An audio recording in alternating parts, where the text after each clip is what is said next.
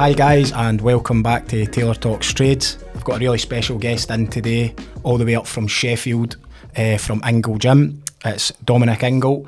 We're going to touch on a few things around, is boxing a trade and what are the similarities, and also we're going to dive into how Dominic actually helped me lose best part of 7 stone, I think it was. Is that what it was, 7? So welcome to Scotland, Dom.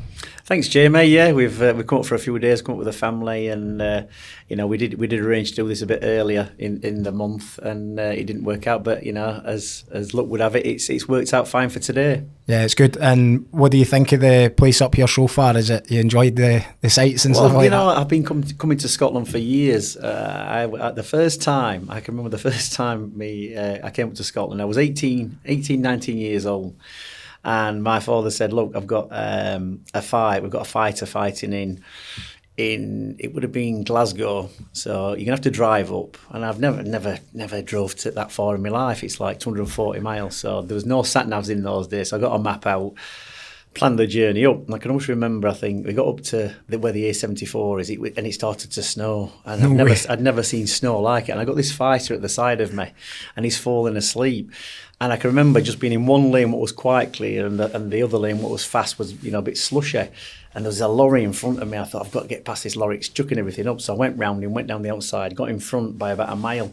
And then all of a sudden I could just feel the car slide. And I thought, I've got no control of this. And I said to the fella, "Look, wake up, we're going to crash."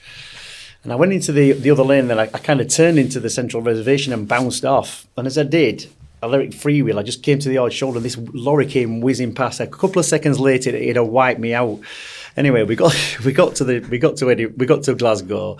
I think it was probably the Thistle Hotel. He boxed. He lost. We drove back that night, and I went to bed. In the morning, because I lived at home, my dad woke up. He said, "What's happened to the car?" The bonnet was smashed, crumpled up, but the lights worked. And I drove home like that from Scotland. And had you not noticed that? Oh yeah, I knew. But I had to come back. I didn't tell him. There's no mobile phone, so I couldn't tell him. So he's panicking. I goes, "What's happened?" I says, "I can't believe you sent me to Scotland." I says, "The weather report said there was snow." "I know, but we couldn't let this fella down." I goes, "Couldn't let him down." I says, "He nearly killed me." And we lost for about, I think the kid got paid about 600 quid, so we caught for about £150. But this was back what would it be now? Obviously 19, so we're talking 40 years. Yeah. Nearly 40 years. And, the guy was a guy called Paul Rocky Smith. And I can remember waking up and saying, "We're going to crash." "What? You're going to crash? What?" And he still had to box. This is the thing, is like, we'd just been in a crash. We carried on driving. And we got back home, and I said to my dad, "Don't ever send me up to Scotland." It was December. We can't let this fella down. I said, "Don't ever do that again." And a number of times I've been up to Scotland, Edinburgh, Meadowbank Leisure Centre for a fighter called Alex Arthur. So many fights up there. Scott Harrison, Glasgow. So many fights. So many times I've been to Scotland. I used to always drive back there and back in the day, which is 4.5 hours back. 4.5 hours there, 4.5 back. And that was a constant theme for many years. So I'd see Glasgow or Edinburgh for about a day when we were boxing, and I'd be back. But I like Scotland. Edinburgh's a great place. Came here for a New Year's Eve so many years ago. Watched Culture Club and Miss Dynamite, and it was a great night coming up on New Year's Eve and watching how the Scottish do it. Yeah, no, that's brilliant. And I think the fact that you came back after that first one is fair play. So we must have done something right up here. So going back, usually I'll start with the guests and I'll say, "How did you get into the trades?" And you're not in the trades as such, but I would like to think that boxing probably is a trade in some respects. So where did it all start for you? How did you, you were always going to get into boxing, I'm assuming, but where did it? Well, obviously, I was born into boxing. My dad boxed, and he trained fighters. And from being a kid, it was always an eventful. It was always eventful in our house because we always had boxers or somebody boxing related coming into the house there and back. It was like an open house, and we used to have fighters staying over, and it just seemed normal to us. I mean, there was 5 in my family anyway, 5 kids. So we had quite a big house, and we'd always have somebody staying. There was always some fighter, so it was always boxing related. competed and we're off to boxing at the weekends. There was always some show on or some championship. So it was just normal for us. And obviously my dad had a full-time job as well. He did all sorts, worked on building sites, ganger, bricklayer, odd carrier, did all the hard labour manual jobs. And then when he'd finished, he came to the gym and he trained people in the evening. So by the time we actually saw him, it was probably about 8 o'clock at night when we were just going to bed. So he'd be up first thing, he'd be off to work, come back in from work, straight in the gym, and then, come in and we'd be in bed or we'd just see him before we go to bed. So we very rarely saw him. Yeah. Probably until the weekends. And then we got a bit older, we'd go in the gym, and if we wanted to see him, we'd go in the gym and tear around and see him that way. Yeah, so you kind of had to, in order to get that sort of time with him, you'd need to be in the gym. Need to be in the gym because that's where he was. And I think then, what we were talking about earlier, talking about wanting to succeed, that kind of lifestyle, working 8 to 10 hours on a building site, then coming home and having to work again. There's a lot of quotes that, a job will pay your wages, but, if you want to get, you want to advance in life, you're going to have to do something in your spare time. Mm-hmm. And with him, he did his 8-hour shift. And I think his motivation at the end of the day was to get in the gym and start training fighters. And he didn't do it just for a few quid. I think his long-term plan was that eventually, if I do this on the end of my 8-10-hour shift, every day, it's got to lead to somewhere. And he just kind of outworked everybody. And all right, there was a sacrifice because we didn't get to see a lot of him, but it was really for our benefit. It's almost like he packed himself with a backpack of 5 kids that he had to carry through life, and he had to fund because it's expensive. And then he had a motive why he needed to work to fund his lifestyle, his kids and his family. So I think he said to me one time, if I hadn't got a family and 5 kids, he goes, realistically, I'd have quite a bit of money, but I needed something to focus me in some reason, some direction. So he did that, and I can remember when he got to 55.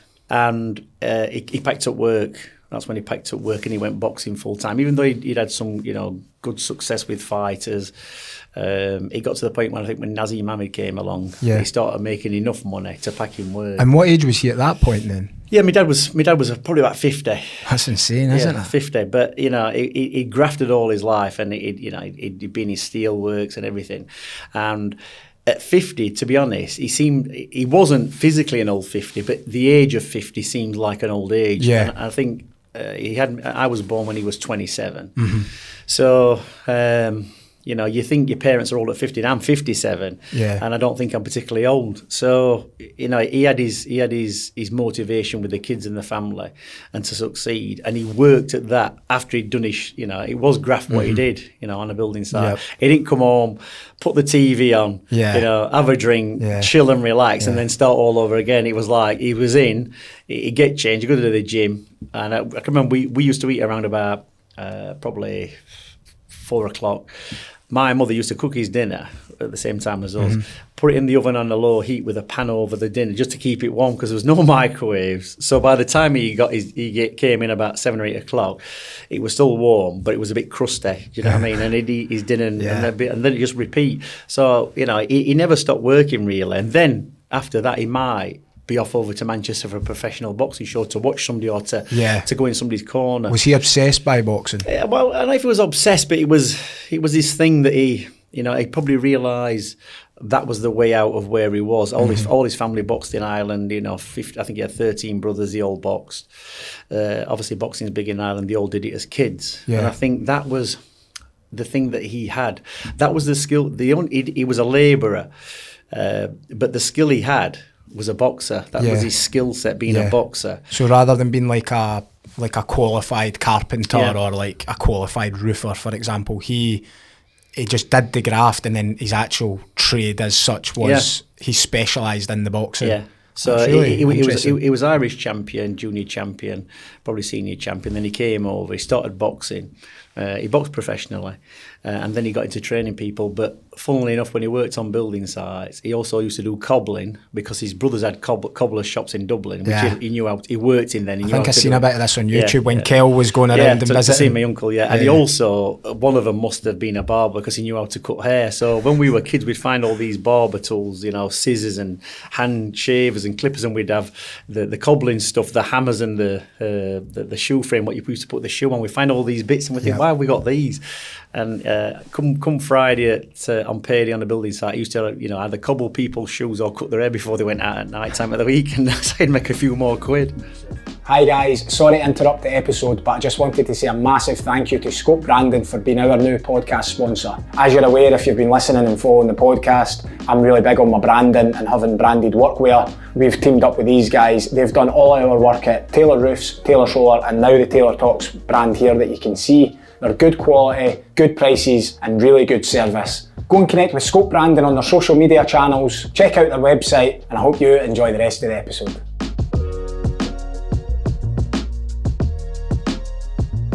So it's no very difficult to see where you got your sort of work ethic from then, and that discipline and the habits that you've built. The most valuable thing I was thinking about there was with your dad, like the over and above, and just believing that at some point it must pay off. And I can relate to that a lot because when I was doing my trade, that's what I had to do. You need to do a bit more to just even like be in contention of having a good career.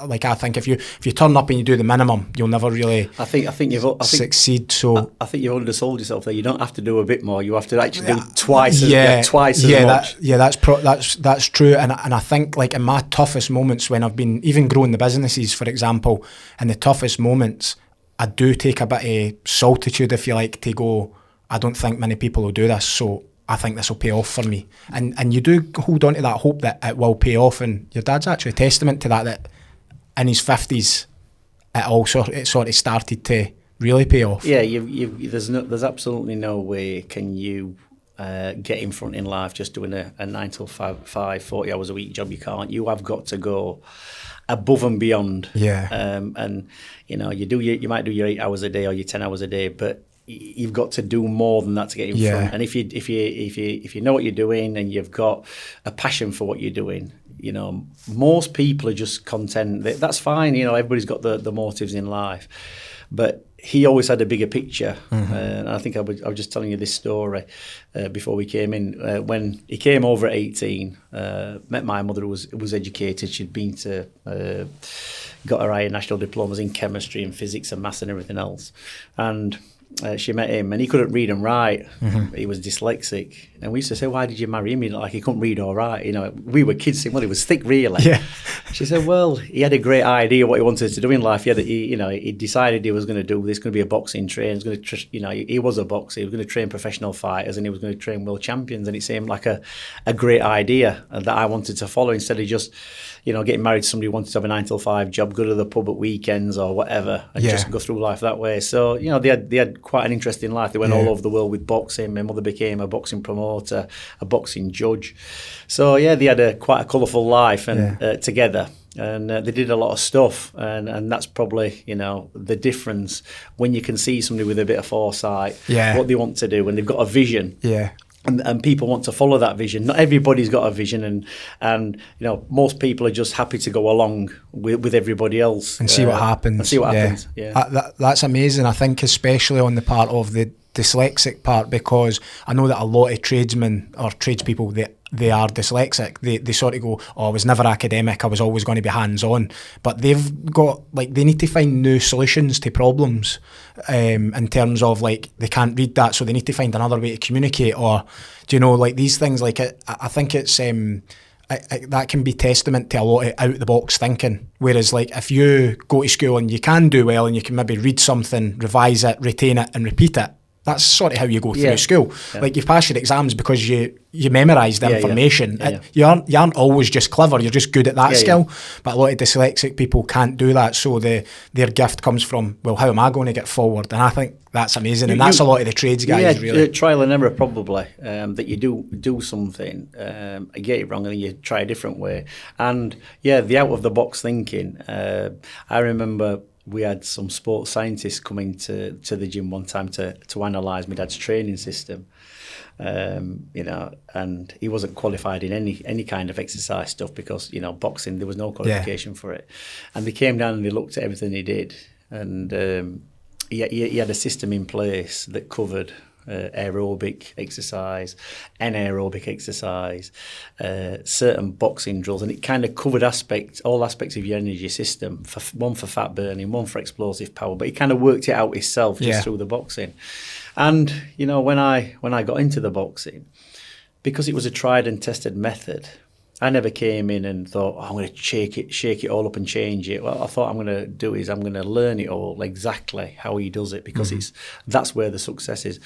But as time goes on, things have to slightly change. But the basic principles and training methods that we used 30 or 40 years ago, they're still in place now. Yeah.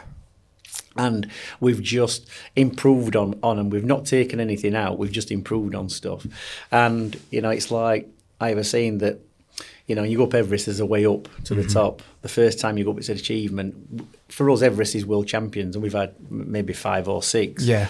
The first time, fantastic. The second time, we've been up to Everest 4 or 5 times, and we know what the view's like. And it's a great view.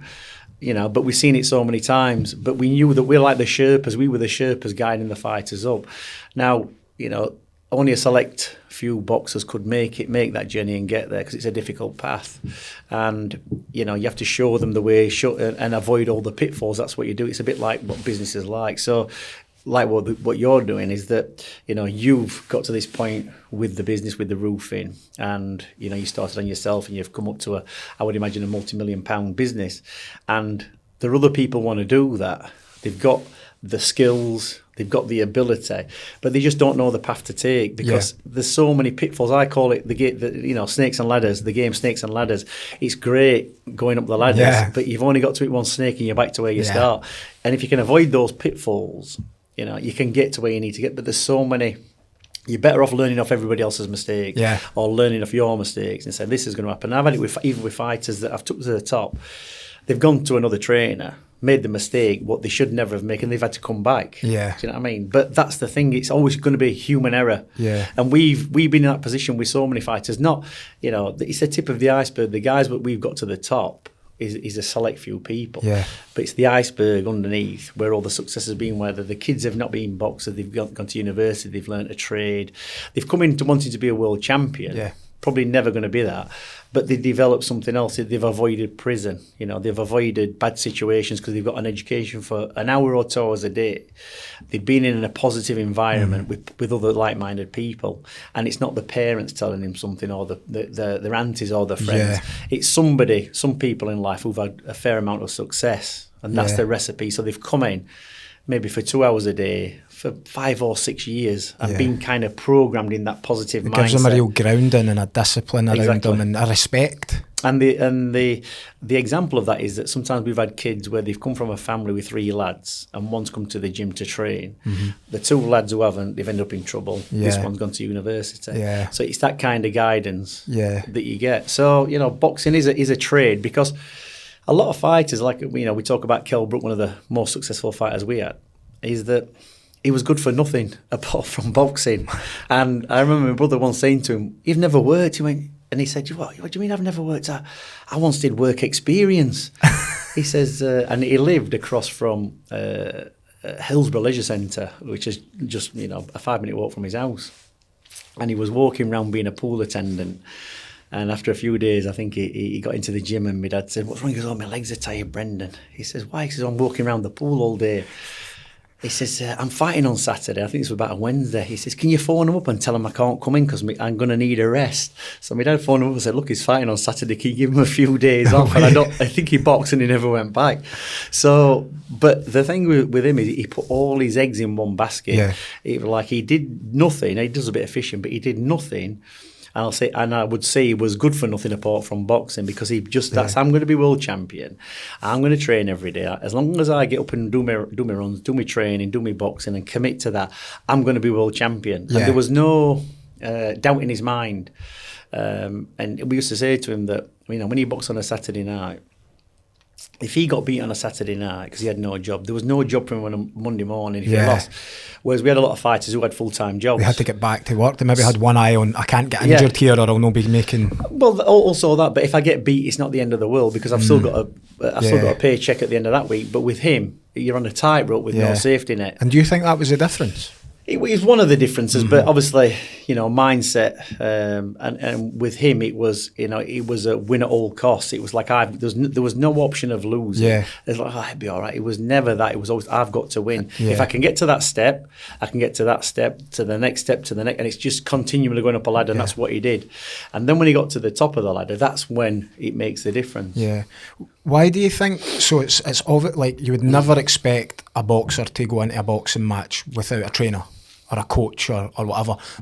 Why do you think it's frowned upon in sort of like business? Like, so see if business owners, like they need to get a business mentor, for example, or see somebody who's done it. Like, I'm quite a big believer in like success leaves clues, like we were touching on there, but failures also leave clues. So it's those coming down the snake on the snakes and ladders game. You want to avoid the snakes, and that's what mentors can do.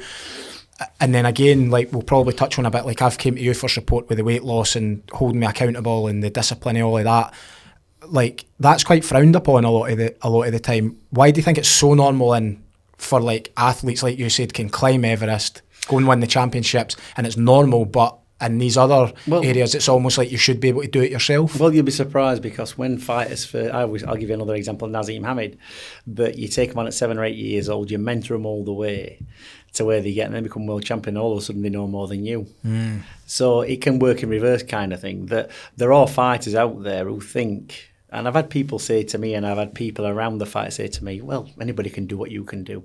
But they can't. And it doesn't insult me, because I know they can't. They can't, because when you see a fighter, you watch football, I don't know if you watch football, you see the guys go out and play the football and they do whatever they do. There's 11 people on that pitch. And that week, each one of them people have got a different story, what's going on in the background. Nobody knows what they do. All right, they might turn up for training. Somebody's relative might have died. Something might have happened to each one of those players that nobody knows about, but they've got to go and perform. With a fighter, people don't look at the fighter. When they have a performance, my experience with fighters is that they're all risk takers, every single one of them. That's why they do it. Who you've got to be to get punched in the face. And there's always something on. They're either big into gambling.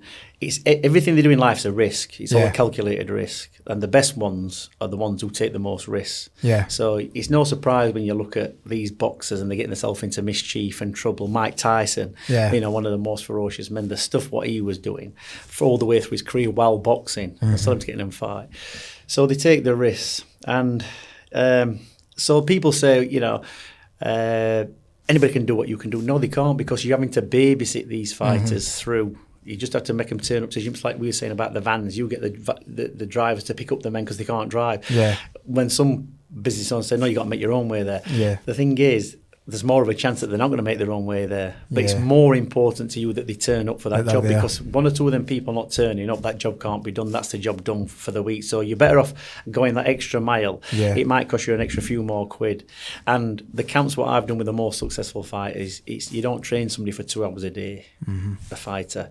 When you're in a camp, I'll give an example, Kell Brook when he boxed me, that camp went on for 8 months because the fight was getting delayed. But it was better. Every time the fight got postponed and delayed, it just worked out better for Kell Brook. Because he was getting longer. But he had the patience. Because he knew it was going to be his last fight, and he knew that I've just got to get through. Get to the end. This is a long run. It's a very, very long race. But when I get to the end of it, it's going to be worth the 8 months of sacrifice. And it took him 8 months. I can remember we were in Forteventura, and it was about 3 weeks, 4 weeks before the fight. He said, I'm ready. I want to go back home. I went, we're not going back home. It's coming up to the new year. We've been over Christmas and we're not going back home. I says, we've drilled the holes in the boats, Kell, like the Vikings. We're not going back till we've won the battle. So, no, I'm ready. I went, no. I says, you're in a good place. I says, you want to go back to Sheffield. You want to walk around looking in great shape. Everybody pat you on the back before you've actually had the fight. I says, it's not happening. I says, we're not going back until we fly into Manchester. And we're staying in Manchester, and you're going to fight. And then after you've boxed, you can do what you want. So he was, desperate. He was making all these excuses. I've got to see my kids. I said, if you go now, you're going to mess everything up. You're going to take a few chances you shouldn't do. And it's all going to go wrong. I says, and that fight, because he had the patience. Whereas Amir Khan had been living the life in Dubai and whatever. Imagine being in Dubai, having all the nice food, having people running around after you, then having to be stuck up a mountain where he trained, eating plain food and watching and thinking, I can't do this. Because that's the mindset, is that you've got to put yourself in prison. And it's how long you can put yourself in prison for. You've kind of put yourself in prison with the business because you've sacrificed family time. You haven't worked a standard 8 hours a day. When you're in business trying to succeed, every hour, even when you're asleep, you don't sleep. Your sleep's interrupted. You wake up stressed, and you develop ill health because once your immune system's compromised with lack of sleep, you'll probably at your most healthiest now. In the times when you're trying to build your business, would have been the highest times of illness. You'll probably get ill every couple of weeks, mega stress, not sleeping properly, having fallouts with your wife, being angry with the kids. Am I right? Yeah. Because that's just the effect of it, because you're bearing the pressure and the brunt of everything coming down. You're feeling the weight on your shoulders. And because you think, if I don't do it the way I'm doing it, I'll fail, and you probably will fail. Because that's why most people don't take on the challenge, because they can't say to the wife, look, it's going to be 6 months of hell, but as life's going to be better. Do you want that instead of having years and years and years of just, mundaneness and just plodding along like everybody else? You've got to get big changes. You've got to do big things. Yeah. Like you say, revolutions, of course, to change the course of countries' histories and everything else. You say about revolutions, the bigger the bloodier the better. It's got to be a violence. Things have got to change a lot. It can't just be a little change. You've got to make a big, there must have been a point when you sat down and thought, I'm going to do this, I'm going to probably go into some debt, a lot of debt, and I'm going to have to put twice as many hours in. Are you going to be, mentally you were probably all right when you first started off, but it takes a physical toll. And I think, looking at you now and the weight that you've lost, you would have probably been better getting yourself physically in shape as well to handle that. But you don't, because you think it's all mental, you think it's just talking to people and getting on with it. But you've managed to do the business and drop the weight, which is difficult. It could have been easier if doing one or the other, but both together is a stress, because you've got the mental stress of work and you've got the physical stress of dieting. So it's that kind of mindset. So when we're getting back to the original question, is that the reason people don't do it in business is probably because some people will have, and the person who's mentored them hasn't delivered what they said they can. And so they've invested a lot of money or whatever they've done, and the results aren't paid off. Now, that can be because the system that they've taken on board doesn't work, or it's because they haven't stuck to the accountability part of it. Yeah. You understand? So, the person who's delivering the plan, I've had it with people, I've had online trainers and people done certain stuff, and they said, they didn't hold me accountable, it wasn't very good, which is fine, but there's also going to be the human error part of the client. So getting the match right, of getting the right mentor, is important. And unfortunately, in this day and age, from my experience, that there's not a lot of sincere, genuine people out there to mentor you. And if they are, they're very expensive, because they know that there's not many of them people around.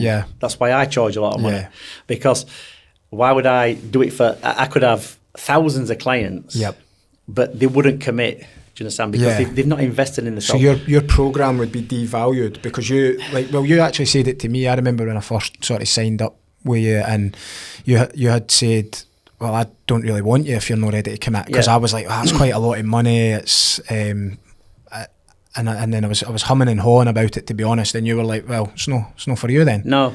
And that's probably, from that point, I was like, it probably became quite psychological for me, and probably the ego came into that a bit, and I was like, what do you mean I didn't want it? And I think that's how our relationship became quite good, because I sort of went, I respect this guy, and it's a lot of money, and I'm a businessman and I want a return on investment. So I think there was a marry up of both, and the fact that you basically did say, if you come on board, you pay this money, you stick to that plan, and I'm quite OCD, I like a plan.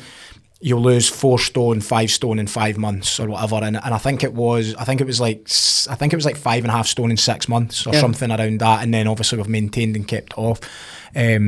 So that was it. So that's why I think that people don't, and they should do. I mean, I've got friends, boxers as well, who finish a lot of years ago. My age, one guy, I won't mention his name, done really well, and he went on these courses to do with properties and spending £6,000 and £7,000 and £8,000 to find out how to go into buy-to-lets and do that way. And I can remember years ago, 20 years ago, him doing these courses, and I thought, he must be mad. But the mentorship he got from the people who were already doing it, and don't forget, there's room for everybody to do it. It's not like, well, it's a small market and we need to save it for ourselves. You can share that information like roofs. Yeah. It's like, there's not one roofing company or two or 10. There's thousands of roofing companies, and there's thousands of roofs, and there'll always be thousands of, like double glazing. You know, there's always going to be room for everybody. It's like with the business that I do, health and fitness. There's no competition really, because there's loads of unhealthy people. Yeah. So it's more to do with what I'm selling to get that person on board. So, you know, it's just how you deliver it. So I'm never going to be out of work. I'm never going to be out of work, so I don't need to keep it all for myself. I can tell people, and I have said to people who've come on board, who've been into fitness. I've had some fitness instructors and people wanting to lose weight, and I said, look, if you pay me a bit more, I'll show you how to do online coaching. Yeah, I can't manage that. I went, but you could be earning between 5 and 10 grand a month. Yeah, I'm not too sure about that. I went, well, you don't earn anywhere near that. Yeah, but they don't want to take that because they don't want to invest, because I don't think they trust themselves to follow the amount of investment they put in. So imagine that you bought yourself in, you've paid £1,000 or £2,000 for a month to be mentored by somebody. You're gonna commit 100% to that because you want your money's worth. And if you commit 100% to that and you don't get your results, you're quite within your rights to say to the mentor, even me, well, you've not delivered. What you said you're going to deliver, you're a fraud.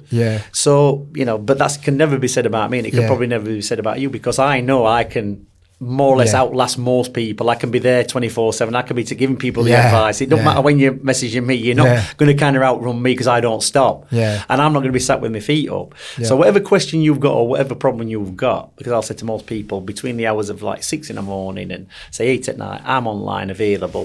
For the money that you're paying, this is the service you get. Right. And if you've got a problem that could derail you, weight loss, you might be out in a restaurant, you might be doing, you need to make a decision, you can't come for yourself, you can message me and it'll be more or less answered within 10-15 minutes.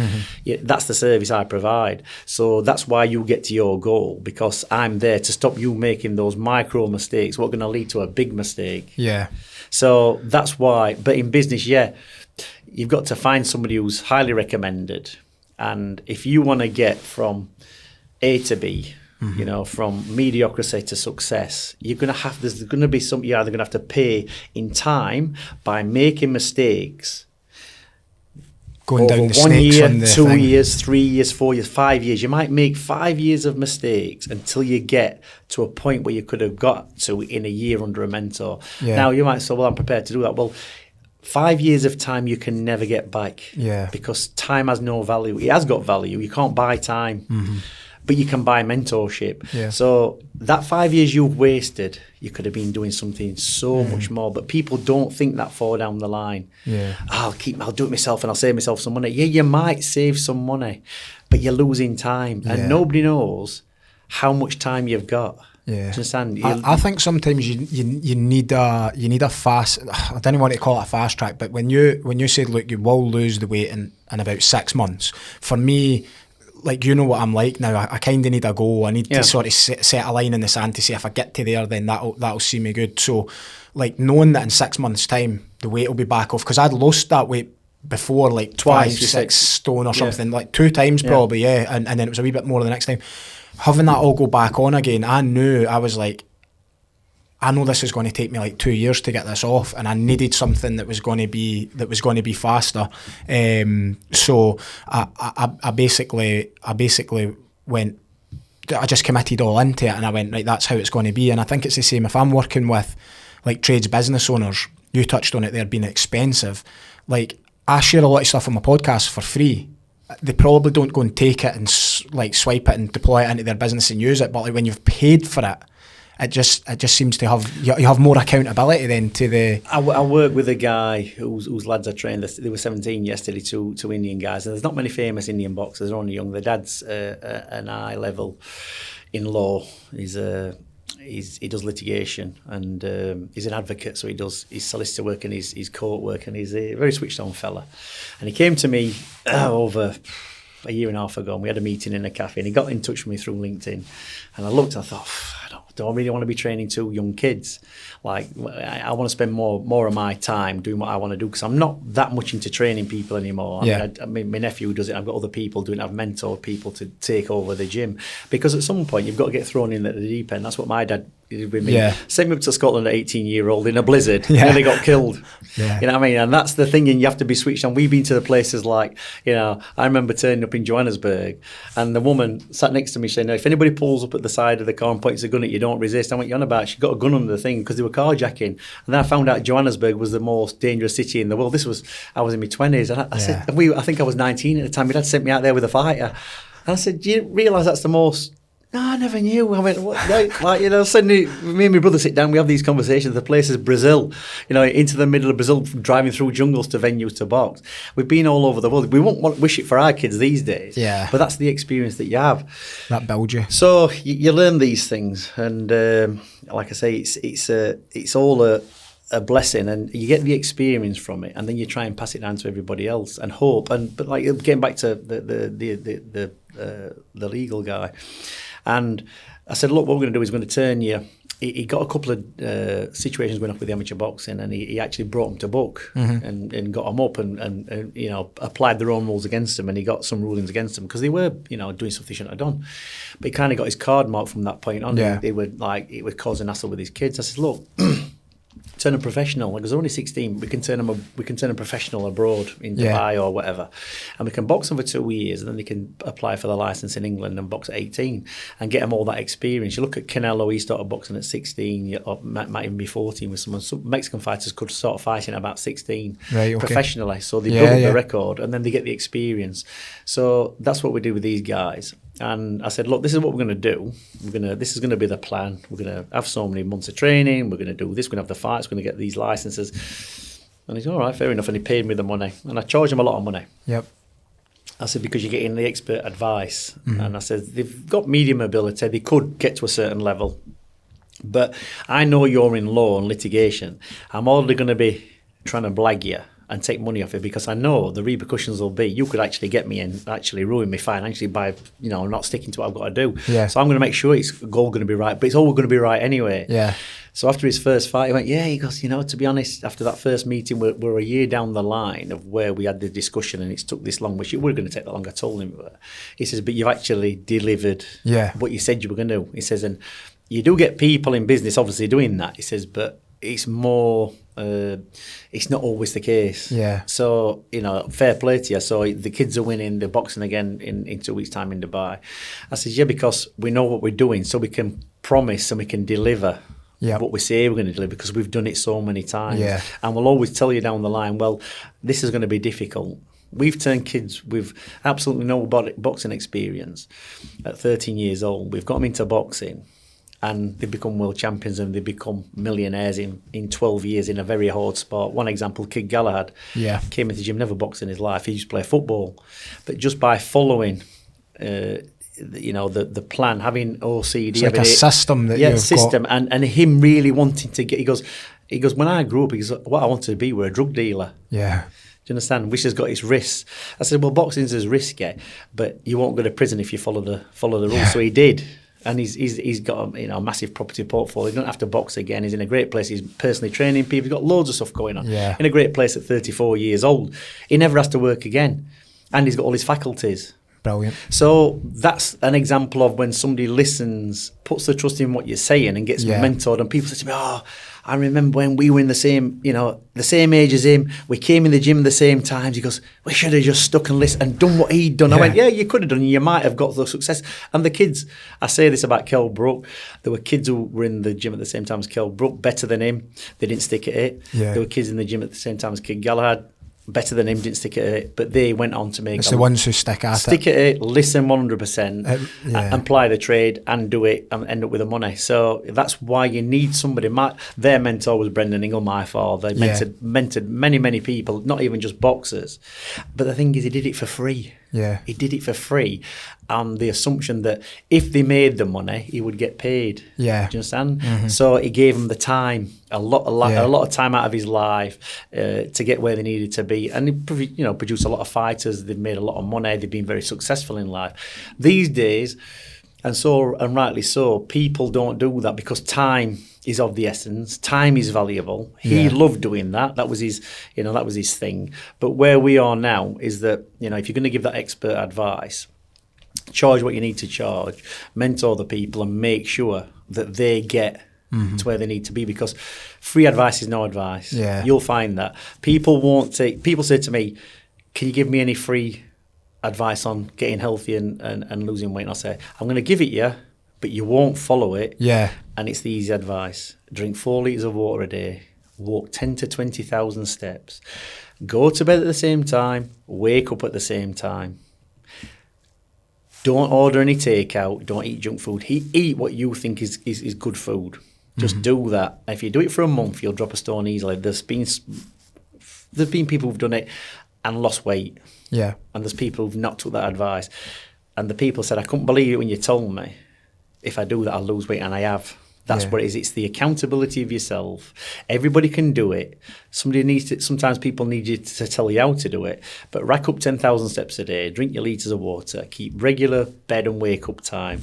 Regulate your life in that way, and your body will appreciate it and help you burn the weight off. Yeah. But people, not surprisingly, these days they can't, because they're stimulated by the phones, TV, they never stop. There's too much distraction. Exactly, and they can't stick to the dead basic stuff. And if anybody wants to get in touch with you, what's the best way to get you? Is it Instagram or something Instagram, like that? you can search me on Instagram. You just search my name. I'm on Instagram. That's the best way. And maybe we'll just put it up in the podcast. Yeah, I'll put something below. Well, thanks for coming on, mate. No problem. I know we're a wee bit tight for time today, but we'll do a part 2. I'll come down to the Ingle Gym and you can get you in a session, because you used to do a bit of boxing, so when you say done a bit, it was I done one charity bout, but I put quite a lot of training into it, and I did enjoy it. So, and we've been speaking about it. So, no, thanks very much for coming on. I appreciate it, and we'll catch you for part 2. Thanks, cheers, mate. Thank you. Okay.